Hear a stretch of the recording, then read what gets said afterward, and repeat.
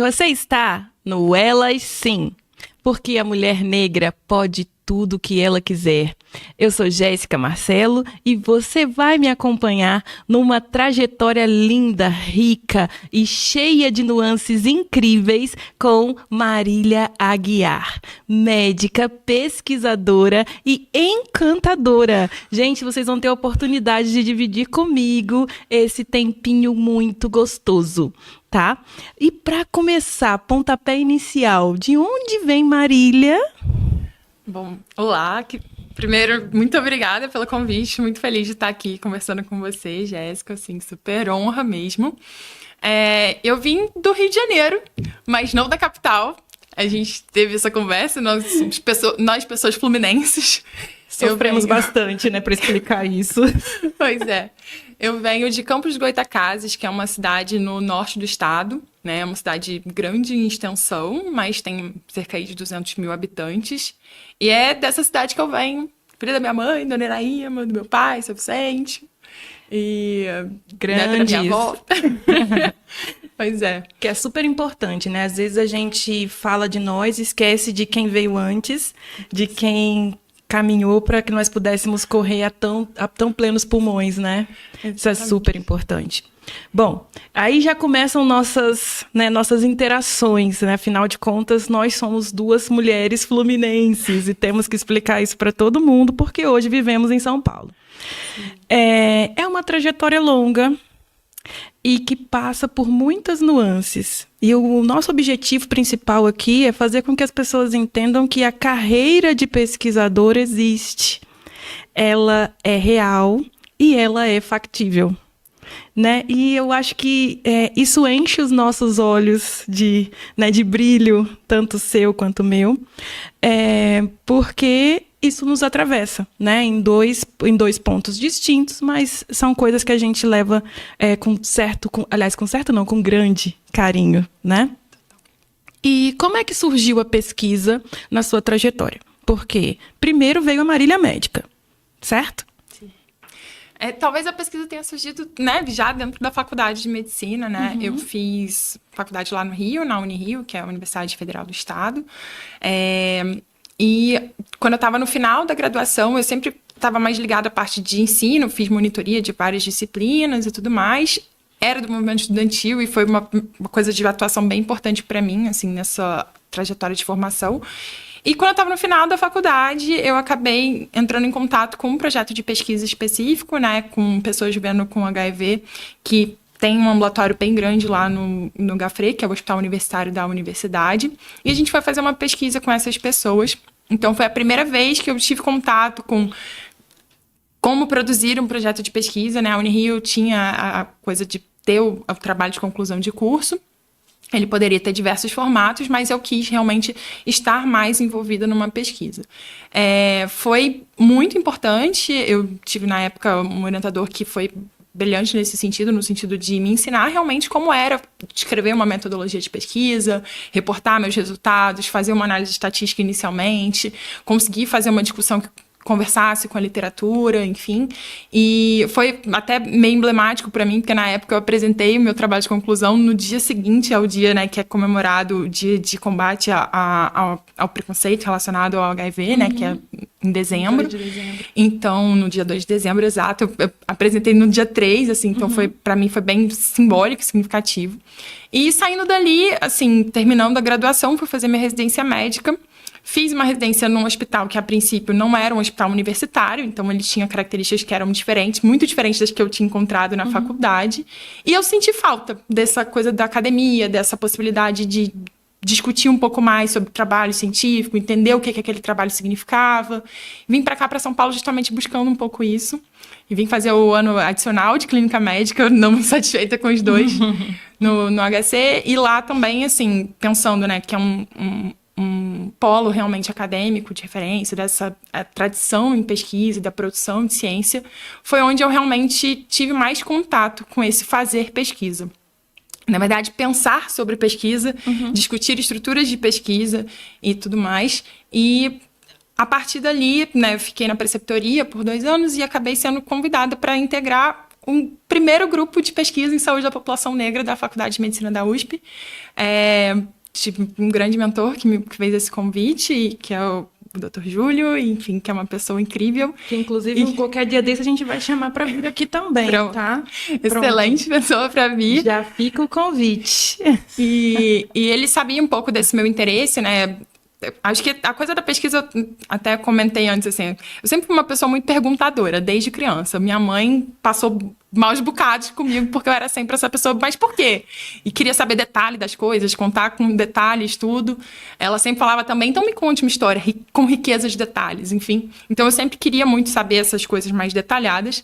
E uma vez que o Júlio me chamou para o grupo, a ideia era justamente pensar sobre as questões das iniquidades que afetam a população negra, mas principalmente pensar nesse contexto do como é essa pesquisa, como é que ela é feita, quem está fazendo as pesquisas na realidade, né? Em geral, quando a gente está num ambiente universitário, a gente pensa um pouco nesse lugar, né?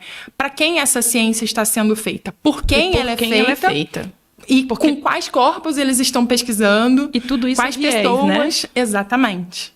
Tudo isso é viés. Uma das coisas que eu reparo ao longo da sua trajetória é o seguinte: a gente sai de uma estrutura de uma universidade federal e a gente roda e volta para uma estrutura de universidade pública também.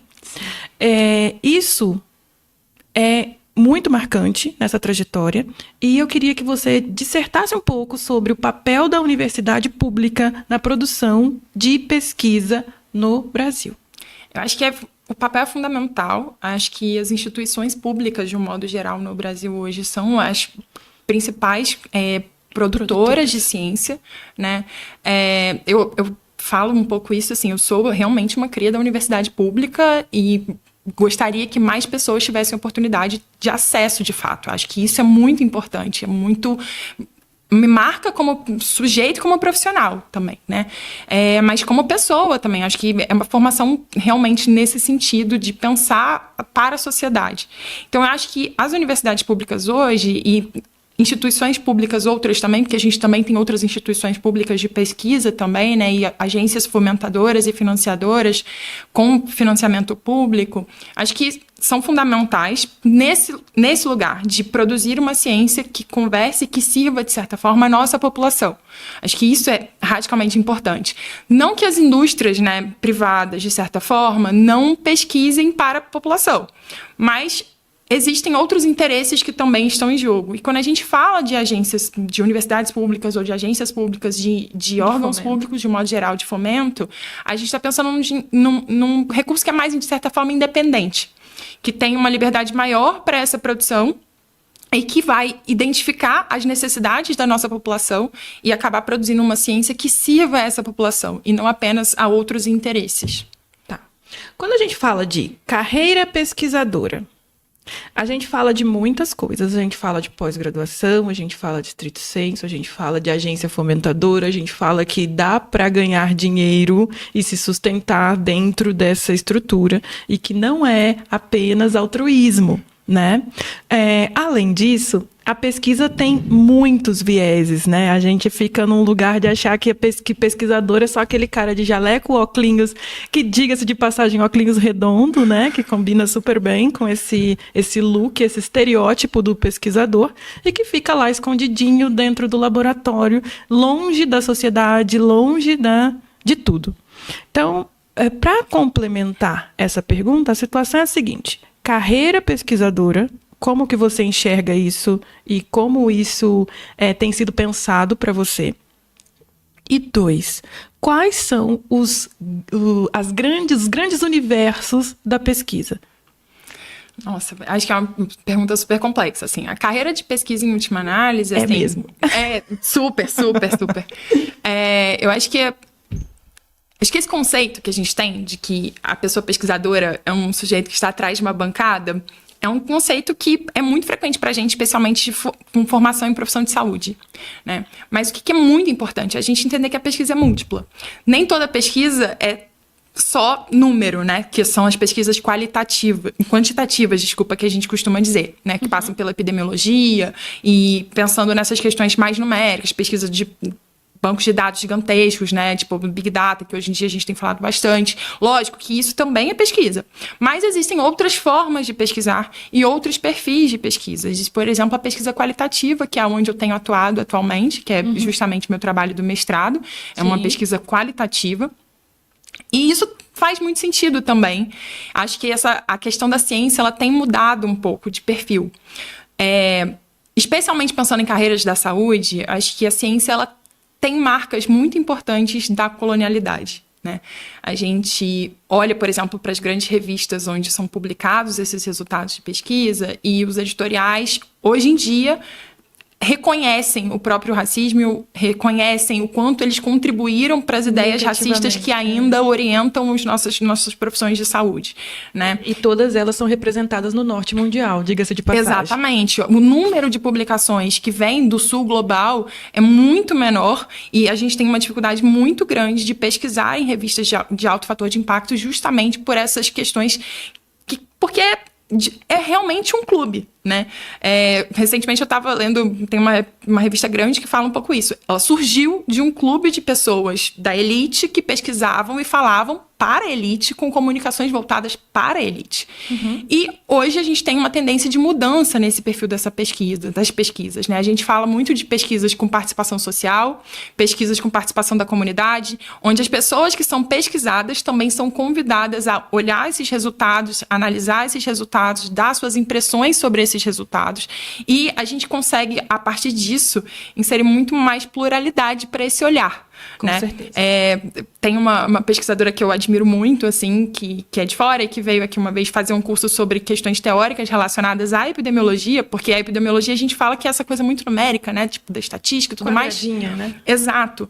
Mas que hoje em dia a gente já tem uma leitura que, assim, sem um arcabouço teórico, sem um entendimento maior do que é a sociedade, de como a sociedade vive, e de, especialmente quem são aquelas pessoas que aqueles números representam, a pesquisa é vazia. É vazia. Exatamente. Então, totalmente vazia. Então... Não sei se respondi, porque era muito complexa a pergunta, mas... A pergunta é complexa, a gente vai voltando e vai refluindo dentro desse tema. Quando a gente fala de pesquisa, você falou um pouco da sua área de pesquisa, que é a pesquisa quali, mas tem um monte de coisa, né? Tem bancada, tem a quanti, tem a estatística, a bioestatística, tem milhões de lugares onde o pesquisador, aquela pessoa que está em casa e que falou assim, um dia eu quero publicar na Nature. O sonho encantado de todos nós, pesquisadores, querido, entra na fila. Mas para essa pessoa que um dia teve que esse bichinho ardeu lá dentro, ele tem muitos caminhos, né, que ele pode utilizar para chegar nesse sonho encantado. Fala mais um pouquinho de todos esses caminhos possíveis e por que a qualitativa. Bom, muito importante. Acho que vou começar do final. O porquê a qualitativa, acho que está relacionado um pouco ao que eu falei na última frase, né? Entender o porquê das pessoas, porquê no contexto das pessoas que têm pesquisado especialmente, entender os porquês e como as coisas atravessam as experiências e vivências delas. Mas pensando assim, nesses caminhos possíveis, né? É lógico que quando a gente pensa, por exemplo, quero publicar numa revista de alto impacto, uma Nature da vida, né? Como que eu faço isso? Isso é muito difícil hoje em dia. Não vou mentir aqui, né? E não vou sempre dizer... foi muito difícil. Exatamente. Sempre foi. Mas hoje em dia eu acho que está melhor, talvez, né? Eu acho que talvez um pouco melhor. O que acontece muito, como eu estava falando dessa coisa do clubinho, é muito no sentido de era uma coisa muito elitizada. O acesso a isso é, de certa forma, elitizado. Tem várias revistas, você precisa pagar pela publicação, você paga para publicar. Se o seu artigo for selecionado, lógico, né? Tipo, você tem que fornecer um material que seja relevante para a revista. Se ela achar que tá bom, você paga para fazer essa publicação. Isso é zero barato, né? Como você destacou. E depois, para a gente ter acesso a esse conteúdo, a gente também tem que pagar uma assinatura da revista. Então, você paga 2 vezes, em última análise, né? Sim. Então, isso é caro. Isso é uma coisa que, de certa forma, afasta muitas pessoas desse mundo da pesquisa. E uma coisa que eu aprendi muito por conta do grupo de pesquisa que eu faço parte, é a força de estar no coletivo mesmo, de poder pesquisar em grupos de pesquisa. Então, o que eu daria de dica, né? Como que você pode chegar a ser um pesquisador que publique na Nature, que publique em outras revistas de alto impacto? Acho que, primeiramente, encontrar o que você gostaria de pesquisar. Sim. Acho que isso é importante. O olho tem que brilhar. Tem que brilhar, total. Porque se é uma coisa para a qual você quer dedicar muito tempo da sua vida, isso tem que fazer sentido para você, né? E por motivos diversos, cada um vai encontrar esse lugar. E, lógico, também existe o cenário, né, de qual é o sentido nesse momento? Bom, eu preciso de finanças, então vou para algum lugar que possa me dar um sustento financeiro e eu vou pesquisar a partir disso. As indústrias e as empresas privadas hoje em dia contratam pesquisadores. Eu acho que tem muita contratação na área de Big Data, por exemplo, quem sabe trabalhar com essas questões. Então, existe esse financiamento que é privado, de certa forma. E pensando nas carreiras em instituições públicas, tem as agências de fomento, como a gente comentou antes, que são formas de conseguir finanças para que você possa publicar, por exemplo, depois que você tiver um material, né, da sua pesquisa. Geralmente, essas agências de fomento, elas trabalham com editais, que são editais públicos. Então, eles ficam disponíveis nos sites dessas agências. Eles abrem periodicamente, a partir dos recursos que as próprias fundações adquirem e têm disponíveis para oferecer. E, hoje em dia, a gente tem tido uma chamada crescente, realmente, nas pesquisas voltadas, por exemplo, para a saúde da população negra, mas não apenas, mas no sentido de pesquisas que promovam equidade e que reduzam as iniquidades, inclusive no mundo das publicações e no mundo da ciência. Como a gente falou antes, assim, o número de publicações do Sul global é muito menor do que do Norte global, justamente por essas questões, que as revistas privilegiavam pessoas que elas já conheciam, pessoas que já tinham publicado. Então, tem algumas revistas que o critério é esse, inclusive. Você só publica aqui se você tiver publicado X outros artigos, enfim. Então, assim, hoje, percebendo que esse movimento que era muito endógeno, daquela ciência que fica ali só para ela mesma, que rumina em torno de si própria. Exatamente. Eles começaram a expandir um pouco desses horizontes. Inclusive, outra revista grande, né, o Lancet, recentemente publicou uma matéria falando que essas questões do racismo nas ciências, esse racismo científico estrutural que permanece, é uma urgência em saúde pública, em última análise.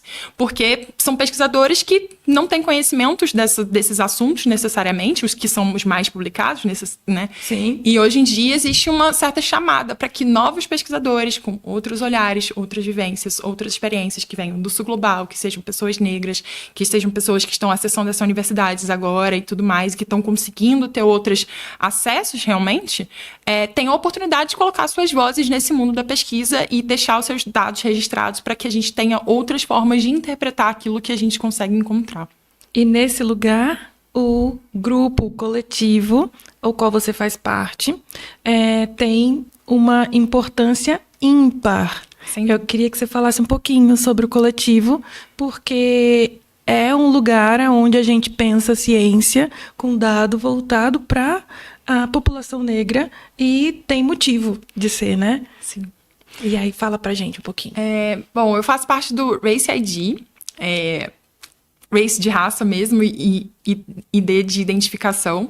O nome é em inglês, várias pessoas perguntam um pouco sobre isso, mas Por que isso, meu Deus? Exato. É um grupo de pesquisa que está dentro da Faculdade de Medicina da USP e acho que pensando nesse mundo, né, o mundo médico, especialmente o mundo médico específico da Faculdade de Medicina, a gente fala com um público que está muito nessa formação. Eu preciso de dado, é tudo baseado em evidência, tem que ser evidência robusta, ensaio clínico grande, meta-análise gigante, só serve estudo populacional do Norte global. Mas essas pessoas não sabem olhar outro perfil de dados e eles não sabem, inclusive, identificar as falhas nesses trabalhos grandes. Os vieses. Exatamente. Os vieses de interpretação, de execução, todos os possíveis. Enfim. Sim. E nesse contexto, o grupo ele surge, né, da iniciativa, especialmente de alunos que vêm do Coletivo Negro da Faculdade de Medicina da USP. Então, acho que contexto histórico, né? A USP foi a última faculdade que aderiu às cotas, certo? Isso foi ali em 2018, né? O primeiro ingresso, né? 17, 18, né? Então, a partir do aumento do ingresso de alunos negros na faculdade, começa-se a ter uma pressão de entender, gente, percebam, vocês não estão preparados para nos receber aqui. E essas pessoas começam a se organizar num coletivo, que é o Coletivo Negro da USP, que é o AIE. E pessoas desse coletivo, alunos da graduação, né, da graduação de fisioterapia, da graduação de medicina, eles encontram numa pessoa que é uma professora da faculdade, que é a professora Ana Cláudia, que a gente considera, assim, muito, muito aliada a todo esse processo. E essa demanda começa a surgir. Ela e o professor Júlio, né, junto, né, que são os coordenadores do grupo de pesquisa, junto com esses alunos, Larissa, o Rafael, começam esse grupo de pesquisa. E eu fui convidada, estava lá na primeira reunião, fui convidada pelo Júlio, como uma pessoa que estava ali também para tentar agregar nesse momento. E é assim que o grupo surge. E esse grupo vai se expandindo nesse interesse de pesquisar a saúde da população negra dentro, a partir, né, da Faculdade de Medicina da USP, no sentido de estar ali alojado, e começar realmente a fazer os questionamentos ali dentro da faculdade. Para além da pesquisa, a gente atua um pouco com a parte de educação.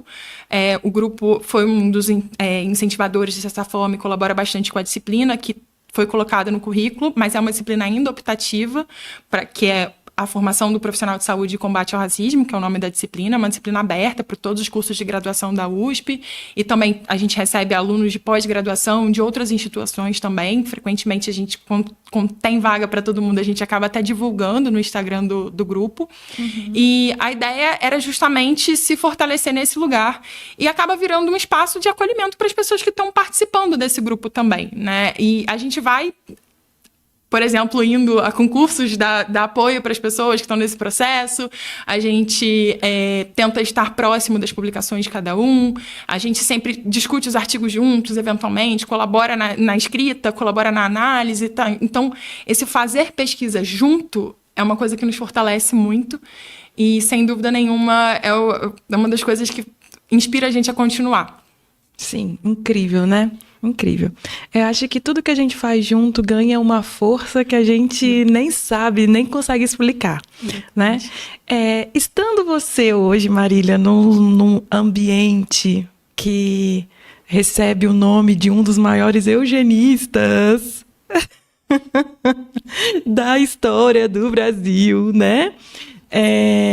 Que fala muito sobre como foi a estrutura que gerou a nossa medicina, construiu a nossa medicina, fez a nossa medicina ser o que é hoje.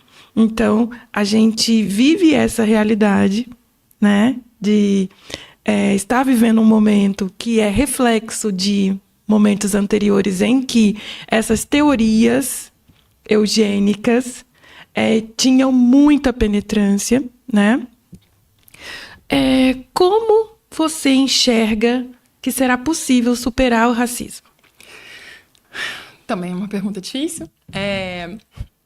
Eu estava recentemente fazendo até uma revisão a respeito disso. Assim, acho que essas revistas grandes que a gente citou atualmente, elas começaram a reconhecer esse papel, né, da ciência na manutenção e na divulgação das ideias racistas, inclusive publicando eugenistas, outros colegas. Outros muitos. Pois é. Eu acho que isso marca a nossa ciência de uma forma muito radical, né? Muito profunda. Assim como a gente pensa nos 400 anos praticamente, né? 300, mais 400 anos de negação de direito, basicamente, da população negra, né? Sim. Então, assim, isso tem carrega marcas muito profundas. Eu acho que caminhos para superação, assim, acho que vou citar uma frase que eu escutei a Erika Hilton falando, mas que outras pessoas falaram, é a questão da mudança da fotografia, né, do poder. E quando a gente fala desse poder, é muito não só das pessoas nas faculdades, né? A gente olha os corredores, por exemplo, da faculdade que leva esse nome, tem muitas pessoas brancas. Ainda você tem um número ínfimo de professores negros na faculdade. E para as pessoas negras, para os alunos negros que entram e para as pessoas negras que estão do lado de fora, que são cuidadas nesse hospital, é muito importante ter uma representação ali dentro. E você vê que as pessoas que estão ali conseguem entender um pouco da sua realidade. Então, acho que caminhos para a gente superar...